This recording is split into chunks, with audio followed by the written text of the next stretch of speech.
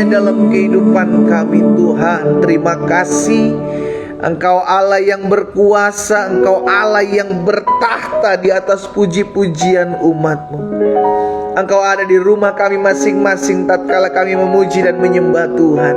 Dan kami percaya ada hadirat Tuhan, ada kuasa Tuhan, ada lawatan Tuhan di rumah setiap kami, di mana kami menaikkan pujian, penyembahan kami kepadamu. Sebab dulu, sekarang, dan sampai selama-lamanya Yesus kami berkuasa.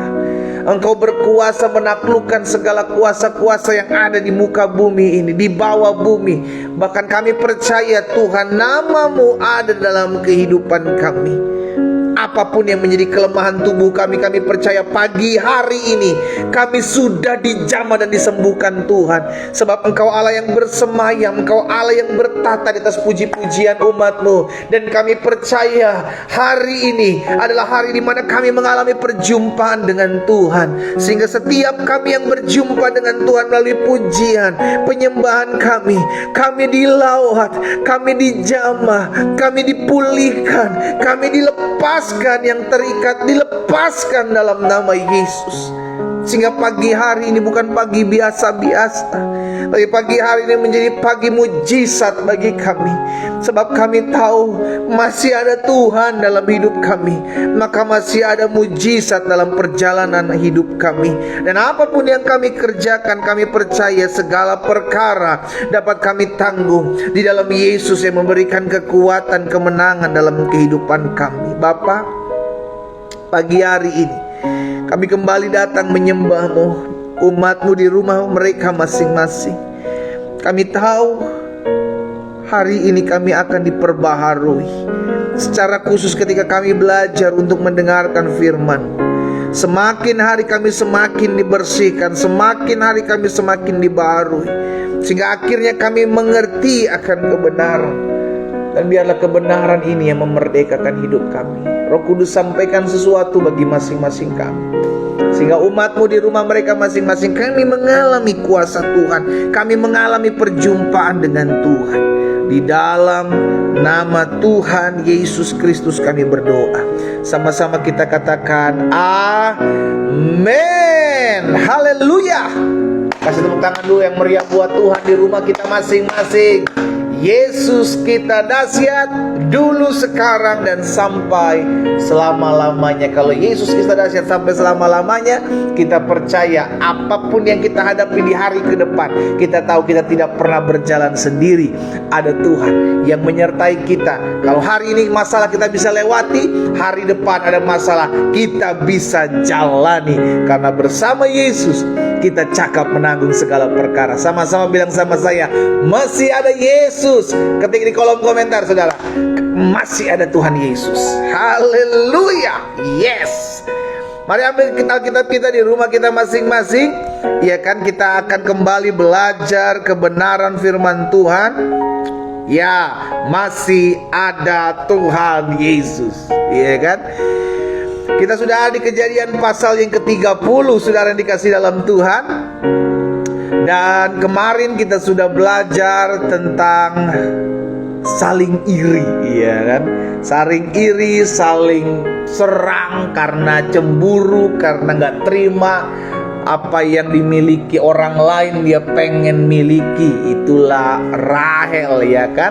Ketika ngelihat kakaknya udah punya anak 4 dari Yakub, maka Rahel jealous, Rahel iri, Rahel cemburu. Akhirnya dia memaksa, gitu kan, udah pakai aja budak saya nih, katanya. Yang penting saya punya keturunan dari kamu, ya. Jadi kemarin kita sudah belajar bahwa akar daripada keributan, perpecahan adalah disebabkan oleh karena iri hati, disebabkan oleh karena cemburu, disebabkan oleh karena gak terima dengan apa yang orang lain punya. Itu mengerikan, saudara, ya. Saya sudah bagikan di akun YouTube channel saya, khotbah saya kemarin, renungan kemarin. Bapak Ibu bisa belajar kembali Sehingga melalui pembelajaran firman Tuhan setiap hari kita terus semakin dibersihkan. Karena Tuhan Yesus bilang, engkau sudah bersih karena firman Tuhan. Ya kan, firman Tuhan membersihkan hidup kita. Firman Tuhan mengeluarkan setiap apa yang kotor dalam kehidupan kita. Sehingga semakin hari kita semakin berkenan kepada Tuhan. Dan hari ini kita masuk dalam Kejadian pasal 30, ayat yang ke-14 sampai dengan ayatnya yang ke-24 ya. Ayat 14 sampai dengan ayat yang ke-24. Ketika Ruben, anak pertamanya Lea, sedang berjalan-jalan pada musim menuai gandum, pergi berjalan-jalan, maka dia menemukan di padang buah dudaim. Saudara dikasih dalam Tuhan, Alkitab pencatat buah dudaim ini hanya 2 kali. Yang pertama di Kejadian ini, yang kedua di Kidung Agung. Saudara dikasih dalam Tuhan. Dan setelah saya baca, maka ternyata buah dudaim ini dipercaya konon pada saat itu, ya kan, bisa membuat membangkitkan kesuburan, gitu kan, membangkitkan kesuburan buah dudaim ini. Itu sebabnya buah dudaim ini diperebutkan oleh mereka berdua, antara Lea dan Rahel, ya. Maka pada musim menuai gandum pergi berjalan-jalan didapati di padang buah dudaim, karena buah dudaim pada saat itu langka di tempat di mana mereka tinggal. Lalu dibawanya kepada Lea karena ibunya kan, si Ruben kan. Maka kata Rahel kepada Lea, ternyata Rahel lihat nih. Rahel bilang sama Lea, berilah aku beberapa buah dudaim yang didapat oleh anakmu itu. Karena Rahel tahu nih, buah dudaim ini bisa memberikan kesuburan, ya kan, membantu kesuburan. Jadi diminta, karena Rahel belum punya anak dari pribadinya sendiri, ya, hanya dari budaknya Bilha, ya. Jawab Lea kepadanya, apakah belum cukup bagimu mengambil suamiku? Sekarang pula kamu mau mengambil buah dudaim anakku. Kata Rahel, kalau begitu gini. Biarlah ia tidur. Biarlah si Yakub ini tidur dengan engkau pada malam ini sebagai ganti buah dudaim anakmu. Jadi ternyata Yakub tinggal sama Rahel, gitu kan. Memang Alkitab tidak tercatat secara rinci Yakub tinggal sama Rahel, tapi ternyata yang Lea bilang, engkau sudah mengambil suamiku. Engkau sudah mengambil suamiku, masa engkau mau mengambil buah dudaim anakku lagi? Karena Lea juga berharap melalui buah dudaim ini, ketika Yakub menghampiri dia bisa memiliki keturunan lagi, gitu saudara, ya. Tapi Rahel pun tahu hal ini, sehingga Rahel minta, udah buah dudaimnya buat saya aja lah. Lea nggak terima, masa lu udah ngambil laki gua, ya gitu kan. Walaupun itu lakinya Yakub juga, lakinya Rahel juga, masa lu mau ngambil juga buah dudaim ini? Oke, kata Rahel juga ini juga, gitu kan, pinter juga. Oke, kita tuker. Satu malam ini Yakub kamu ambil deh, ya udah, dia nggak usah tinggal dulu, gitu kan. Dia nggak usah tinggal dulu. Berarti selama ini dia kayaknya tinggal sama si Rahel, tapi untuk satu malam karena ditukar dengan buah dudaim, bolehlah tinggal sama Lea, sama istri pertama, saudara, ya. Ketika Yakub pada waktu petang, ya kan, ayat 16, ketika Yakub pada waktu petang datang dari padang, pergilah Lea mendapatkannya serta berkata sama Yakub, engkau harus singgah kepadaku malam ini. Iya kan? Sebab memang engkau telah kusewa. Jadi selama ini berarti dia tinggal sama si Rahel, begitu kan. Tapi khusus malam ini dibayar sama Lea pakai buah dudaim. Singgah kepadaku malam ini, sebab memang engkau telah kusewa dengan buah dudaim anakku, gitu. Sebab itu tidurlah Yakub dengan Lea pada malam itu. Jadi Lea berharap pada malam pertukaran buah dudaim itu, pada malam di mana Yakub bersama-sama dengan dia, Lea berharap akan aku memiliki keturunan lagi. Tapi di sisi lain Rahel juga berharap melalui buah dudaim ini yang konon katanya dapat memberikan kesuburan, ketika Yakub menghampiri aku juga bisa memiliki keturunan. Jadi sama-sama berharap akan keturunan, ya. Ketika Yakub pada waktu petang datang dari padang, pergilah Lea mendapatkannya serta berkata, engkau harus singgah kepadaku malam ini, sebab memang engkau telah kusewa dengan buah dudaim anakku. Sebab itu tidurlah Yakub dengan Lea pada malam itu. Ayat 17, perhatikan. Lalu Allah mendengarkan permohonan Lea. Lea mengandung dan melahirkan anak laki-laki yang kelima bagi Yakub. Lalu kata Lea, Allah telah memberi upahku. Karena aku telah memberi budakku perempuan kepada suamiku, maka ia menamai anak itu Ishak. Kemudian Lea mengandung pula, melahirkan anak yang keenam bagi Yakub. Berkatalah Lea, Allah telah memberikan hadiah yang indah padaku. Sekali ini suamiku akan tinggal bersama-sama dengan aku, karena aku telah melahirkan 6 orang anak laki-laki baginya. Maka ia menamai anak itu Zebulon. Ayat 21. Sesudah itu melahirkanlah lagi seorang anak perempuan dan menamai anak itu Dina. Ya kan, 6 laki-laki dari Yakub, 1 Dina perempuan, ya. 22. Lalu ingatlah Allah akan Rahel. Baru setelah 6 orang anak laki-laki, 1 anak perempuan dilahirkan oleh Lea, maka Rahel mengandung. Allah mendengarkan permohonannya serta membuka kandungannya. Maka mengandunglah Rahel dan melahirkan seorang anak laki-laki. Berkatalah ia, Allah telah menghapuskan aibku. Karena orang yang tidak mengandung sangka kena kutuk, begitu kan, karena Rahel belum memiliki keturunan dari Yakub.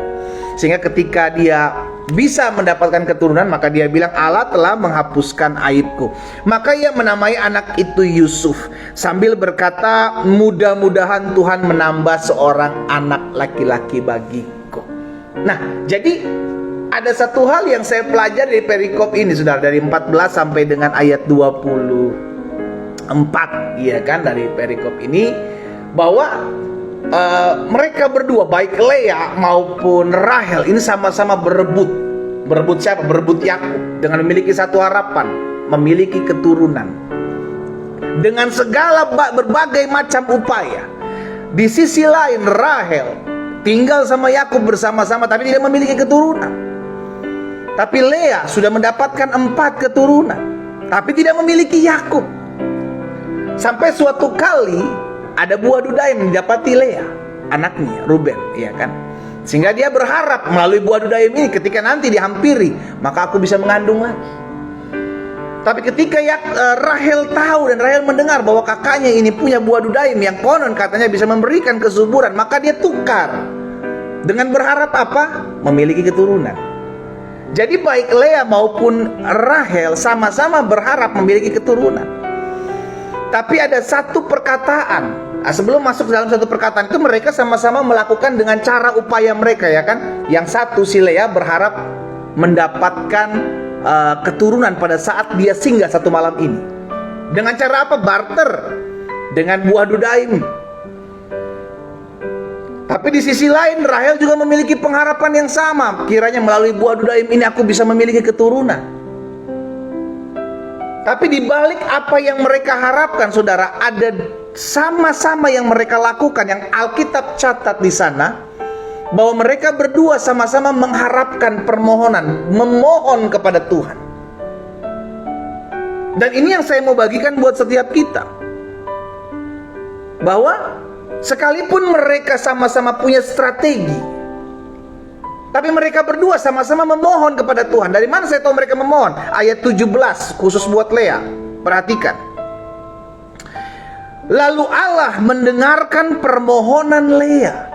Lea mengandung dan melahirkan anak laki-laki yang kelima bagi Yakub. Berarti Allah mendengar permohonan Lea. Berarti selama ini Lea memohon untuk mendapatkan keturunan lagi dari Yakub. Itu yang Lea lakukan. Sekalipun Lea punya dayanya, punya upayanya. Dia ketemu dengan buah dudaim, dia berharap dengan ditukarnya buah dudaim ini Yakub bisa menghampiri dia, dan ketika dia menghampiri dia hamil. Tapi di sisi lain dia sudah memohon, dia sudah berdoa, dia sudah meminta belas kasihan kepada Tuhan. Demikian pula Rahel. Rahel melakukan hal yang sama di ayat 22. Apa dikatakan di ayat 22? Lalu ingatlah Allah akan Rahel. Allah mendengarkan permohonannya serta membuka kandungannya. Rahel pun memohon kepada Tuhan, sekalipun dia melakukan upayanya dengan apa? Mencoba buah dudaim, ya, berharap mungkin melalui buah dudaim ini aku bisa subur, aku bisa mengandung. Tapi saya percaya bukan karena buah dudaim, bukan karena satu malam yang dimiliki oleh Lea ini mereka pada memiliki keturunan, tapi karena mereka memohon kepada Allah. Itu yang terpenting. Ada banyak dari kita melakukan segala sesuatu tapi lupa memohon kepada Allah. Ada banyak dari kita mengharapkan segala sesuatu terjadi dalam hidup kita, tapi tidak memohon kepada Allah. Kita hanya berjuang melakukan ini, melakukan itu, strategi ini, strategi itu, tapi tidak memohon kepada Allah. Zong, saudara. Nggak ada yang kita dapatkan. Kenapa? Karena kita tidak memohon kepada Allah. Kita tidak meminta kepada Allah. Ini yang saya mau tekankan hari ini buat setiap kita. Apapun yang kita lakukan, bawa itu kepada Tuhan. Jangan karena engkau hebat, engkau punya skill, jangan karena engkau punya keahlian, engkau punya koneksi di mana-mana, lalu engkau tidak mengharapkan Tuhan. Saudara dikasih dalam Tuhan, engkau tidak akan mendapatkan apapun yang kau mau. Engkau tidak akan pernah mendapatkan apapun yang menjadi rencana Tuhan dalam hidup. Jadi penting untuk kita menyadari bahwa kita sebagai manusia terbatas, kita perlu memohon kepada Allah. Sama-sama taruh tangan kanan kita di dada. Sama-sama bilang sama saya, apapun yang saya gumuli, saya harus memohonkan dari Allah. Pertolonganku datangnya dari Allah, semesta alam yang menciptakan langit dan bumi. Amsal 19 ayat 21. Jadi ini yang kita mesti garis bawahi hari ini, bahwa apapun yang kita rencanakan, kita punya planning, kita punya rencana, tapi bawa itu kepada Tuhan. Kenapa? Karena Amsal 19 ayat 21 bilang begini, banyaklah rancangan di hati manusia, banyaklah strategi di hati manusia, banyaklah kerinduan yang mau manusia alami. Tapi apa dikatakan selanjutnya? Keputusan Tuhanlah yang terlaksana. Keputusan Tuhanlah yang terjadi. Itu sebabnya kita perlu memohonkan belas kasihan Tuhan, agar Tuhan melakukan apa yang Tuhan pandang baik dalam hidup kita. Bukan dengan keinginan kita, bukan dengan apa yang menjadi mimpi-mimpi kita, bukan apa yang menjadi rencana-rencana kita. Kalaupun itu terjadi, puji Tuhan, berarti itu yang terbaik menurut Tuhan. Tapi kalaupun itu tidak terjadi, kita percaya apapun yang tidak terjadi itu, Tuhan tahu itu jauh lebih baik dari apa yang kita bayangkan dan kita pikirkan. Kita punya strategi, kita punya rencana, tapi jangan pernah lupa memohon kepada Tuhan. Kita punya strategi, kita punya rencana, kita punya orang-orang yang mungkin Tuhan bisa pakai untuk meloloskan apa yang menjadi rencana kita. Tapi ingat, pertolongan kita datang dari Tuhan. Makanya Alkitab jelas katakan dalam Yeremia 17 ayatnya yang ke-5, terkutuklah orang yang mengandalkan manusia dan yang mengandalkan kekuatannya sendiri, yang hatinya menjauh dari Tuhan. Jadi orang-orang yang terkutuk adalah orang-orang yang mengandalkan kekuatannya sendiri, orang yang hatinya jauh dari Tuhan, orang yang tidak memohon kepada Tuhan, orang yang tidak berdoa kepada Tuhan. Dia pikir dia bisa. Jangan pernah lupa, sehebat apapun manusia, sepintar apapun otak kita, sebanyak dan sehebat apapun orang-orang yang kita punya kenalan, tanpa Tuhan kita nggak bisa buat apa-apa. Makanya jelas firman Tuhan katakan, orang-orang yang mengandalkan manusia, orang-orang yang mengandalkan kekuatannya sendiri terkutuk. Tapi sebaliknya di ayat yang ke-7 Tuhan bilang, diberkatilah orang yang mengandalkan Tuhan, yang menaruh harapannya kepada Tuhan. Kita punya harapan. Kita mau taruh di mana harapan kita? Kita mau taruh pada kekuatan kita, pada kehebatan kita, atau kita mau taruh harapan kita kepada Tuhan? Taruh itu kepada Tuhan, maka Tuhan yang akan meluluskan jalanmu. Taruh itu kepada Tuhan, maka Tuhan akan rancangkan apa yang baik dalam kehidupanmu. Baik Lea maupun Rahel memiliki rencana, baik Lea maupun Rahel memiliki kerinduan untuk memiliki keturunan. Tapi setelah dia memohonkan kepada Tuhan, maka dia juga punya strategi bagaimana supaya saya bisa memiliki keturunan. Itu yang benar. Jangan kita atur strategi sampai kita lupa kita punya berdoa sama Tuhan. Kita mesti berdoa, kita mesti memohon kepada Tuhan. Lakukan apa yang menjadi bagian kita, kerjakan apa yang menjadi bagian kita untuk mengandalkan Tuhan, dan lakukan apa yang menjadi bisa engkau kerjakan, bisa engkau lakukan. Itu sebabnya Rasul Paulus juga bilang dalam Filipi pasal 4 ayatnya yang ke-6. Filipi pasal yang ke-4 ayat yang ke-6, apa dikatakan di sana? Janganlah hendaknya kamu khawatir tentang apapun juga. Jadi jangan kamu khawatir tentang apapun juga. Jadi apapun yang menyebabkan engkau khawatir, apa dikatakan selanjutnya? Nyatakan dalam segala hal keinginanmu kepada Allah dalam doa dan permohonan dengan ucapan syukur. Jadi kalau kita punya kekhawatiran, kita punya kecemasan, kalau kita punya ketakutan, jangan biarkan itu meracuni hidupmu, tapi bawa itu kepada Tuhan. Bawa kepada Tuhan. Tuhan, aku punya kekhawatiran terhadap suamiku. Tuhan, aku punya kekhawatiran terhadap istriku. Tuhan, aku punya kekhawatiran terhadap pertumbuhan anak-anakku. Tuhan, aku punya kekhawatiran terhadap pasangan hidupku. Tuhan, aku punya kekhawatiran buat usahaku. Aku bawa kepadamu, karena aku percaya apapun yang terjadi ketika aku bawa, itu membuat indah pada waktunya. Yang terjadi yang terbaik yang Tuhan sediakan. Karena itu kalau engkau punya kekhawatiran, serahkan sama Tuhan. Jangan kau tampung sendiri. Korslet lama-lama kita, saudara. Ya kan, kalau kita terus tampung masalah kita, tampung pergumulan kita, datang masalah yang baru, stres. Karena kita punya kekuatan terbatas. Tapi ketika kita mau belajar untuk membawa setiap kekhawatiran kita, membawa setiap pergumulan kita dalam doa dan permohonan kepada Allah dengan ucapan syukur, maka engkau dapatkan kekuatan. Amin. Nah, ini yang saya mau bagikan hari ini. Doa dan permohonan kita kepada Tuhan. Karena kita percaya. Kenapa kita berdoa? Kenapa kita memohon kepada Tuhan? Ya karena kita punya Tuhan. Amin. Kita nih orang-orang yang memiliki Tuhan gitu loh. Kalau kita ngaku kita adalah orang-orang yang memiliki Tuhan, berarti kita sadar, kekhawatiran saya mau bawa kepada Tuhan. Saya nggak boleh khawatir berlebihan. Saya nggak boleh takut berlebihan. Saya bisa khawatir, saya bisa takut, tapi saya mau bawa kekhawatiran dan ketakutan saya kepada Tuhan. Karena saya punya Tuhan. Itu orang-orang yang memiliki Tuhan. Amin. Akhirnya kita menyadari, karena doa dan permohonan kita bawa kepada Tuhan, maka apapun yang kita takuti, kekhawatiran kita bisa lepaskan itu kepada Tuhan. Salah satu kebanggaan terbesar orang percaya adalah karena kita tahu doa dan permohonan kita didengar oleh Tuhan. Haleluya. Sama-sama bilang sama saya, doa dan permohonan saya didengar oleh Tuhan. Amin. Doa dan permohonan saya didengar oleh Tuhan. Karena apa dasarnya? Jelas, Yesaya pasalnya yang ke-51 ayat 1 dan 2. Coba lihat dulu, coba lihat. Ya. Yesaya 59 ayat 1 dan ayat yang kedua. Sesungguhnya tangan Tuhan tidak kurang panjang untuk menyelamatkan, dan pendengarannya tidak kurang tajam untuk mendengar doa saudara dan saya. Tetapi yang merupakan pemisah antara kamu dan Allahmu ialah segala kejahatanmu, dan yang membuat dia menyembunyikan diri terhadap kamu sehingga ia tidak mendengar ialah segala dosamu. Jadi yang membuat Tuhan tidak mendengar doa kita, tidak menjawab doa kita karena dosa. Tetapi hari ini kita menyadari bahwa dosa kita sudah ditebus, kita sudah diselamatkan. Itu yang menjadi jaminan kita, doa kita didengar oleh Tuhan. Amin.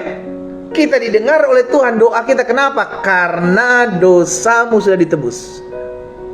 Itu sebabnya Yakobus bilang, doa orang yang benar, doa orang yang sudah diselamatkan, doa orang yang hidupnya sudah dibenarkan, sangat besar kuasanya.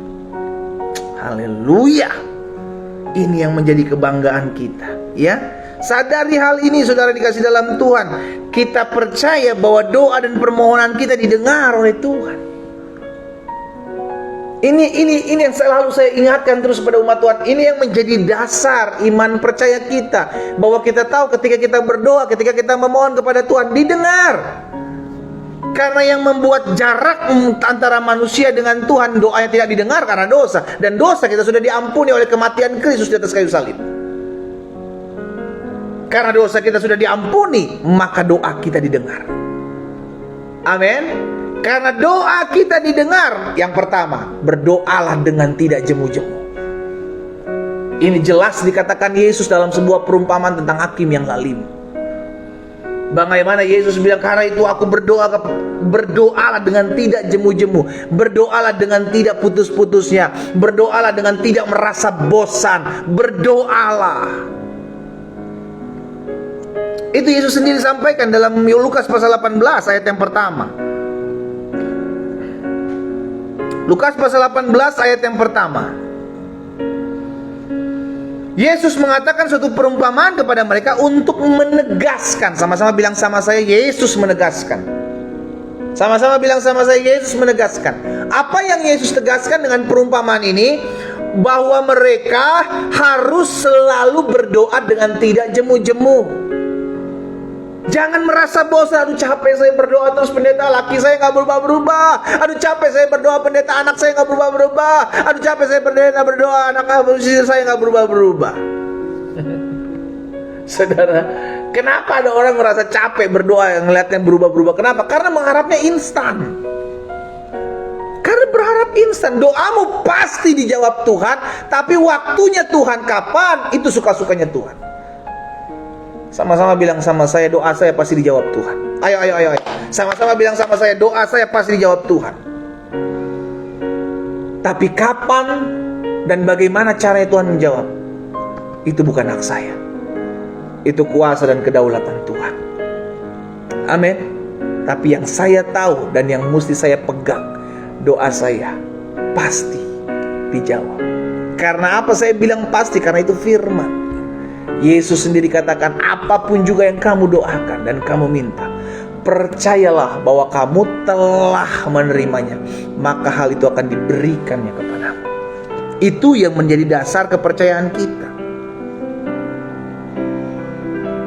Amin. Jangan jemu-jemu berdoa, jangan bosan berdoa. Iblis licik, dia membuat kita merasa capek. Saya berdoa ya kenapa ya, gak ada perubahan juga. Buat apa saya berdoa, udah lari aja ke dukun lah, lari aja ke orang pinter, kayaknya instan deh. Tumbalnya ada bos. Lukas 18 ayat pertama, Yesus menegaskan suatu perumpamaan kepada mereka untuk menegaskan bahwa mereka harus selalu berdoa dengan tidak jemu-jemu. Ya, jangan bosan.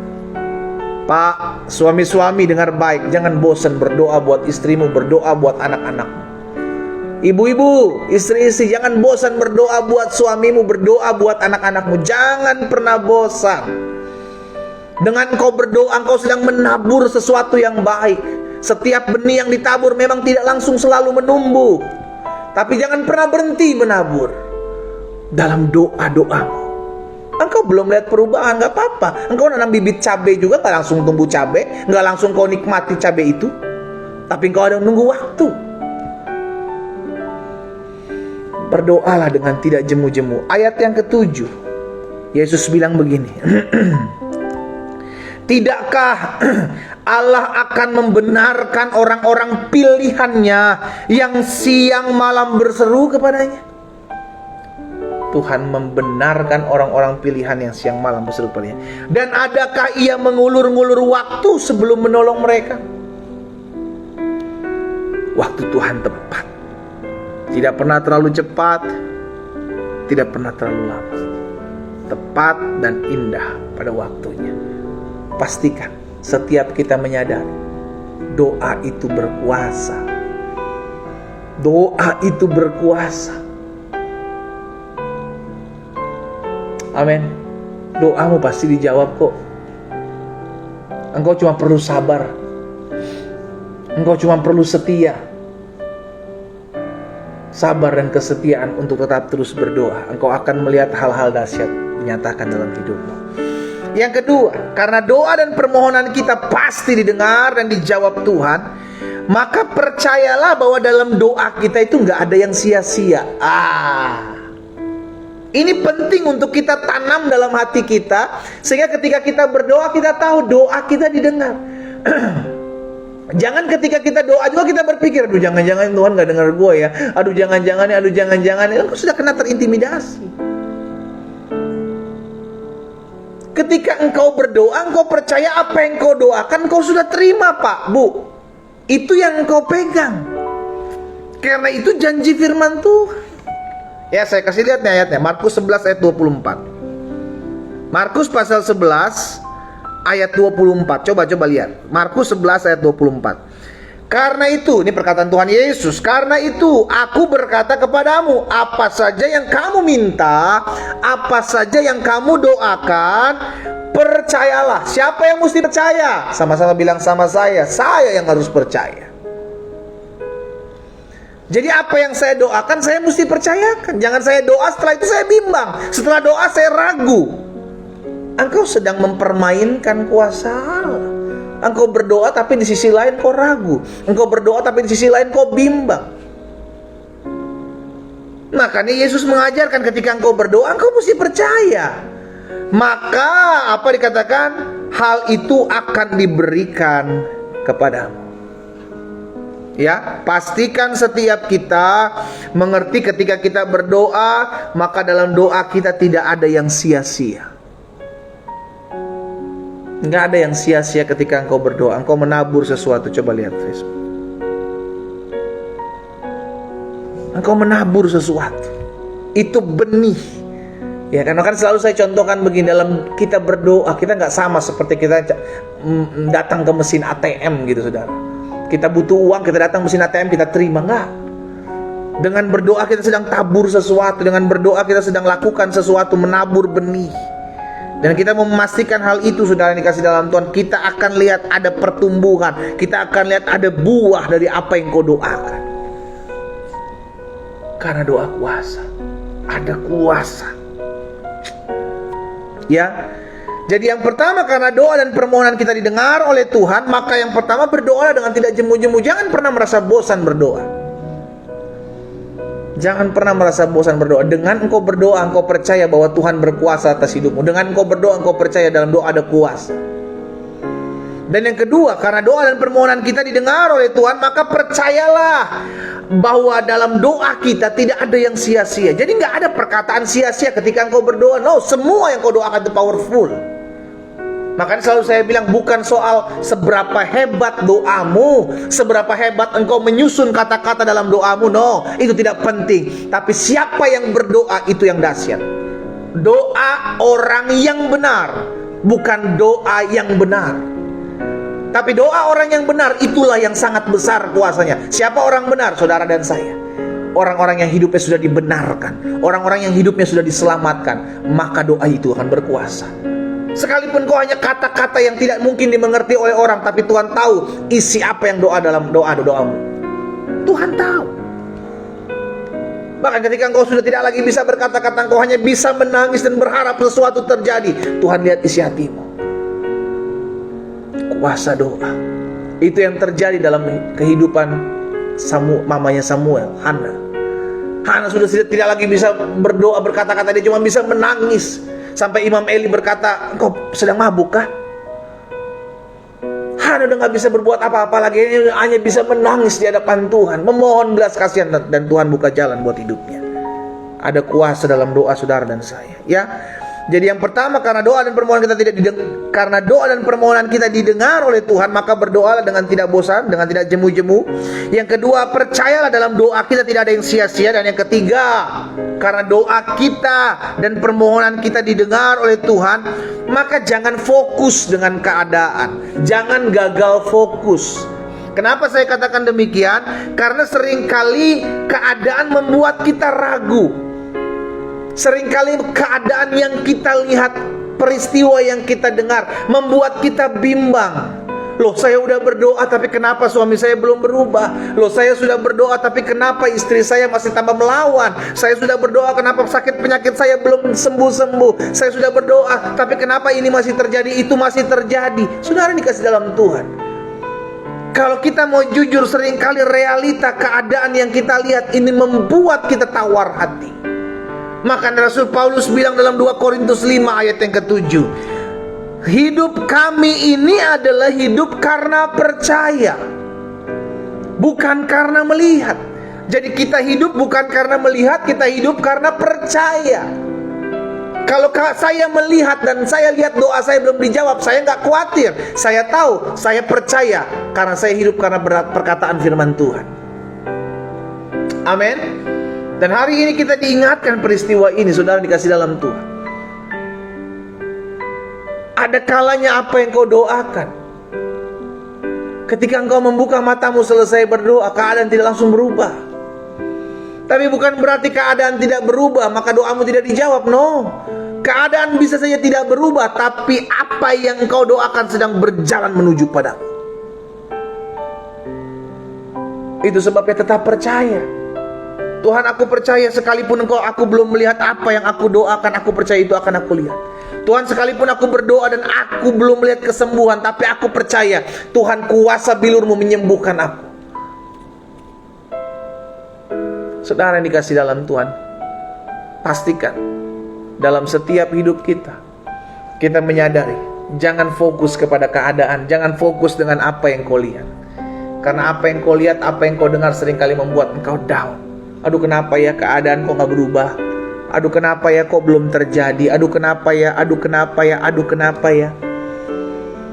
Jangan banyak pertanyaan, tapi bawa pertanyaan-pertanyaan itu datang kepada Tuhan dan memohon. Tuhan, aku percaya sekalipun keadaan belum berubah, tapi aku percaya doaku didengar oleh Tuhan. Sama-sama taruh tangan kanan kita di dada. Sama-sama bilang sama saya, doa saya didengar Tuhan. Amin. Itu sebabnya engkau perlu memohon, engkau perlu berdoa kepada Tuhan. Yang ketiga, karena doa dan permohonan kita didengar oleh Tuhan, jangan fokus dengan keadaan. Dan yang keempat, yang terakhir, karena doa dan permohonan kita didengar oleh Tuhan, maka bersukacitalah. Kita bersukacita bukan gak memiliki masalah. Kita bersukacita bukan karena kita gak memiliki pergumulan. Kita bersukacita karena kita tahu doa kita didengar oleh Tuhan. Kita bersukacita karena kita tahu apa yang kita doakan pasti kita terima. Amin.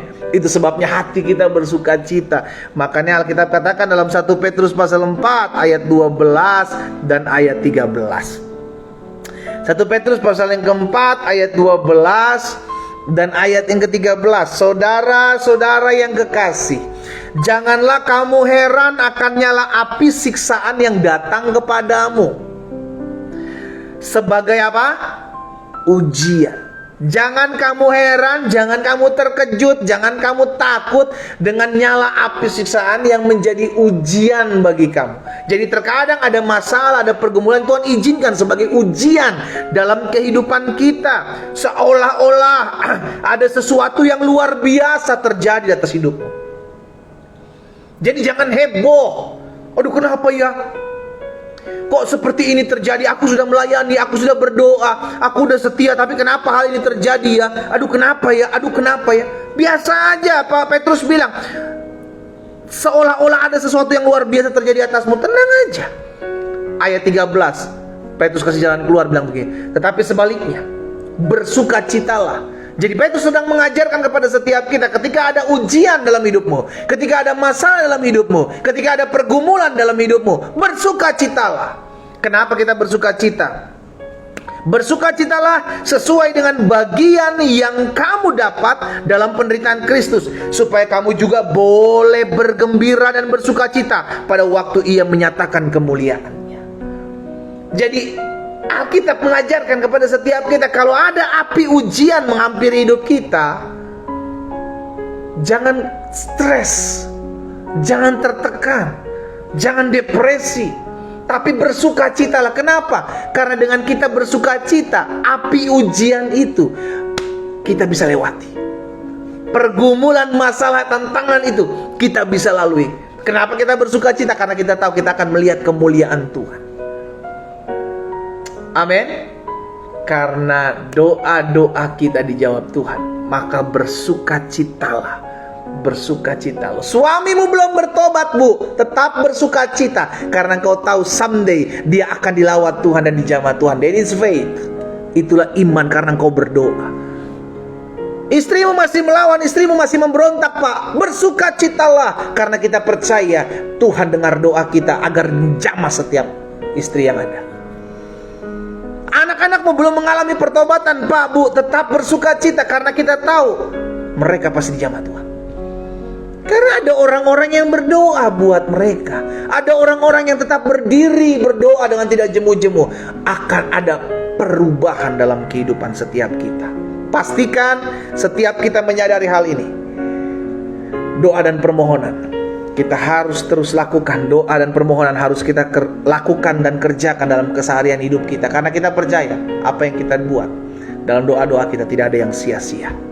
Kita berdoa, kita datang kepada Tuhan. Bapa, terima kasih buat pagi hari ini.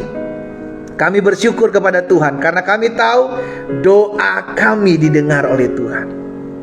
Kami bersyukur karena kami percaya apa yang kami bawa kepada Tuhan. Tuhan membuka tangan dan berkata, mari kepadaku dan kamu yang letih lesu dan berbeban berat, aku akan memberikan kelegaan kepadamu. Doa kami didengar Tuhan, permohonan kami dijawab Tuhan. Itu sebabnya biarlah Tuhan berikan kami kesabaran, berikan kami keteguhan hati untuk kami tidak bosan, tidak jemu-jemu untuk tetap terus berdoa buat setiap apa yang menjadi pergumulan kami, buat setiap apa yang menjadi permasalahan kami. Bapak hamba berdoa, biar firman termaterai dalam hati dan hidup kami, sehingga kami tidak jemu-jemu, kami tidak bosan untuk berdoa.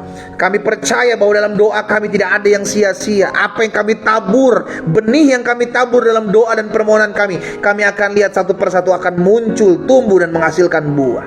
Dan buahnya mempermuliakan nama Tuhan. Sehingga kami, Tuhan, tolong untuk kami mengerti, kami tidak boleh fokus dengan keadaan apa yang kami lihat. Kami tidak boleh fokus dengan keadaan yang kami lihat dan kami dengar. Tapi kami harus fokus dengan janji Tuhan.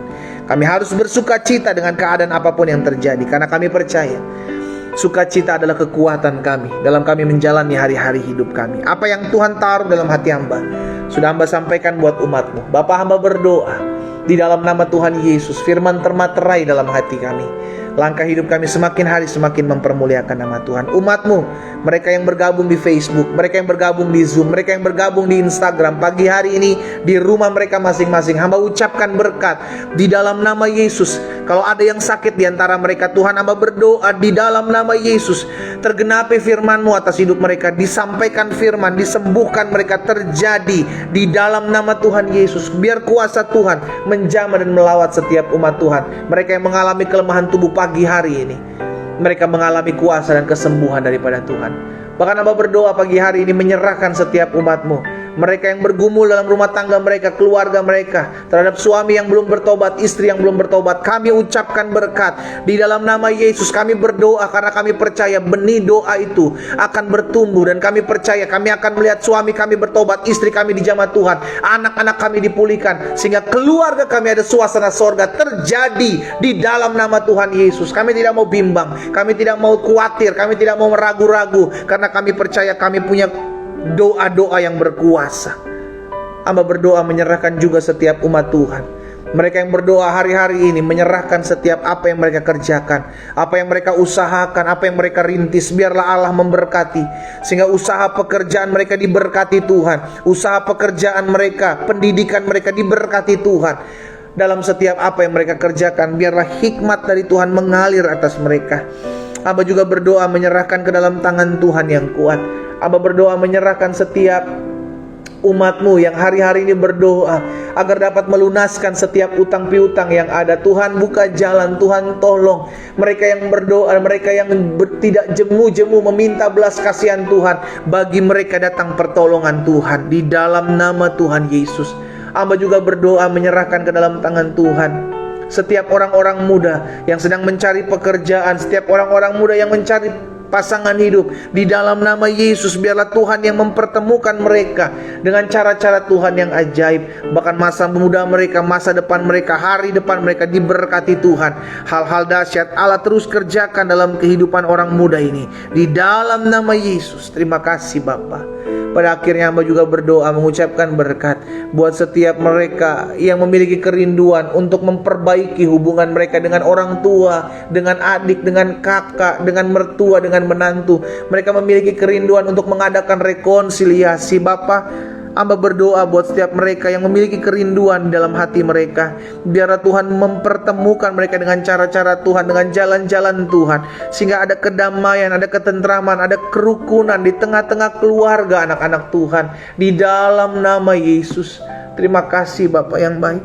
Pagi hari ini juga kami berdoa, kami ucapkan berkat buat setiap keluarga-keluarga, rumah tangga yang memiliki kerinduan untuk mendapatkan keturunan. Bapa, kami berdoa di dalam nama Tuhan Yesus. Kami ucapkan berkat, dibukakan kandungan setiap istri-istri yang memiliki kerinduan untuk mendapatkan keturunan. Bahkan ada kesepakatan bersama dengan suami mereka, diberkatilah rumah tangga dan keluarga mereka. Di dalam nama Tuhan Yesus. Terima kasih Bapa yang baik. Pagi hari ini kami sudah mendengarkan firman Tuhan. Biar kami melakukan apa yang kami sudah dengar. Hamba ucapkan berkat buat jiwa-jiwa yang masih jauh dari Tuhan. Kami ada di keluarga kami, mungkin adalah orang tua kami, mungkin anak-anak kami, mungkin kakak adik kami, mertua menantu kami, atau mungkin kerabat-kerabat kami yang belum mengenal Yesus, atau mungkin sudah pergi meninggalkan Tuhan. Bapa, kami berdoa buat mereka. Kami percaya setiap benih yang kami tabur dalam doa kami berdoa buat jiwa-jiwa yang masih jauh dari Tuhan. Maka sungguh kami akan melihat ada pertobatan jiwa-jiwa, karena kami percaya ketika ada orang-orang yang berdoa buat jiwa-jiwa yang masih jauh dari Tuhan, maka Tuhan sendiri yang dengan kuasa-Mu akan menjamah melawat setiap mereka. Hamba juga berdoa buat setiap orang-orang yang pagi hari ini bergabung dalam doa pagi, yang mungkin belum mengenal Yesus, yang mungkin belum menerima Yesus sebagai Tuhan dan Juru Selamat, tapi mereka memiliki kerinduan, ada hasrat. Hamba berdoa di dalam nama Yesus, Tuhan mengetuk hati mereka. Biarlah mereka diterangi dalam terang jalan-jalan Tuhan di dalam nama Yesus. Hamba juga berdoa pada akhirnya menyerahkan kota di mana kami tinggal, umat-Mu. Kami serahkan kota di mana kami tinggal. Kami berdoa secara khusus buat kota Manado, Amurang dan sekitarnya yang sedang mengalami kerusakan. Tuhan tolong, Tuhan campur tangan hamba-hamba Tuhan, umat Tuhan, anak-anak Tuhan. Dijaga, dilindungi di mana-mana tempat mereka berada. Di dalam nama Tuhan Yesus ada perlindungan Tuhan, ada kuasa Tuhan. Di dalam nama Yesus, darah anak domba Allah memagari, membentengi setiap mereka. Bapak, kami berdoa buat kota kami aman, kota kami damai, kota kami tentram, diberkati Tuhan, dijaga, disertai Tuhan. Di dalam nama Yesus, biar Tuhan memberkati, ada perlindungan Tuhan, dijaga kota kami aman dalam pemeliharaan dan berkat Tuhan. Pada akhirnya kami ucapkan berkat buat bangsa kami. Indonesia diberkati Tuhan, Indonesia dijaga Tuhan, Indonesia disertai Tuhan. Di dalam nama Tuhan Yesus, kami berdoa buat pemimpin-pemimpin kami, Bapak Presiden, Wakil Presiden, jajaran menteri yang ada. Kami berdoa buat DPR RI, kami berdoa buat DPRD tingkat 1, DPRD tingkat 2. Kami berdoa buat Kapolri, Panglima TNI beserta jajaran mereka. Kami berdoa buat para gubernur, para bupati, para wali kota. Kami ucapkan berkat di dalam nama Yesus, pemimpin-pemimpin kami ya Allah. Dalam mereka mengambil keputusan, beri hikmat, kebijaksanaan. Takut akan Tuhan ada dalam hati mereka. Dalam nama Yesus, Tuhan jaga, Tuhan sertai, Tuhan lindungi. Kami bersyukur ya Bapa, kami ada di bangsa kami. Itu sebabnya biarlah ada damai, ada ketentraman atas bangsa kami. Jauhkan bangsa kami dari kutuk-kutuk nenek moyang. Jauhkan bangsa kami dari kutuk-kutuk utang darah. Kami patahkan dalam nama Yesus. Kami ucapkan berkat damai atas Indonesia. Berkat-Mu ada atas Indonesia. Bahkan kami ucapkan berkat, Tuhan tolong rencana untuk pemilihan presiden tahun 2024 dimulai dari tahun-tahun sekarang. Biar Tuhan campur tangan, Tuhan tolong setiap rancangan-rancangan yang jahat, niat-niat terselubung untuk memecah belah bangsa kami. Kami sepakat mematahkannya dalam nama Yesus. Dalam nama Yesus, tidak berlaku atas bangsa kami. Digagalkan setiap niat rancangan orang jahat, roh pemecah belah yang ditabur atas bangsa kami. Dibatalkan, bahkan disingkapkan dalam nama Yesus. Biarlah keadaan aman, keadaan kondusif, keadaan damai di dalam nama Yesus. Terima kasih Bapa. Bahkan pemimpin-pemimpin kelak yang terpilih adalah pemimpin-pemimpin yang takut akan Tuhan. Terpujilah Tuhan yang memberkati pertemuan kami secara online. Itu sebabnya biarlah kami semua mengalami kuasa Tuhan di rumah kami masing-masing. Kami mau menjadi orang-orang yang mau terus berdoa dan memohon kepada Tuhan, karena kami tahu doa dan permohonan kami didengar oleh Tuhan. Kami tahu doa dan permohonan kami dijawab oleh Tuhan, dan kami tahu waktu Tuhan yang terbaik. Bagian kami berdoa, kami berserah, dan kami percaya apa yang terjadi itu yang terbaik bagi kami. Ini doa kami. Kami berdoa dan kami ucapkan berkat di dalam nama Tuhan Yesus Kristus. Kami berdoa. Sama-sama kita katakan amin. Haleluya. Sesuai dengan apa yang firman Tuhan katakan, apapun juga yang kamu doakan dan kamu minta, percayalah bahwa kamu telah menerimanya. Saudara yang dikasih dalam Tuhan, kita selesai hari ini. Nanti malam kita akan ketemu dalam Breakthrough and Fasting Prayer, karena sepanjang hari ini kita mengadakan waktu berpuasa di setiap hari Jumatnya. Dan ini kerinduan saya agar umat Tuhan yang olehnya Tuhan percayakan saya layani dalam doa pagi online mengalami terobosan. Ada masalah, ada pergumulan, kita bisa terobos dengan kemenangan, karena kita tahu Yesus sudah sediakan kemenangan buat orang-orang yang percaya dan berharap kepadanya. Selamat pagi, selamat beraktivitas. Kita kembali ke jumpa nanti malam dalam Breakthrough and Festive Prayer. Tuhan Yesus memberkati. Shalom.